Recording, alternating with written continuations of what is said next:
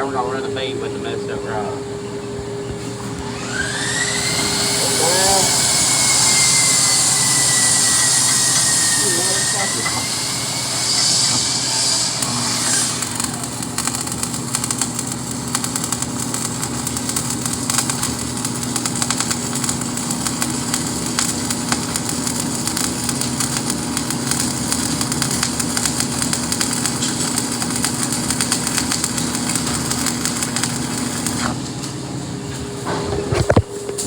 And that is how you burn through a piece of metal.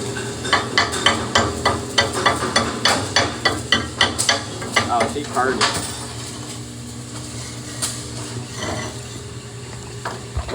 I'll let it cool down for you. A little bit. All right, she cooled down for you. Look at that. Straight down.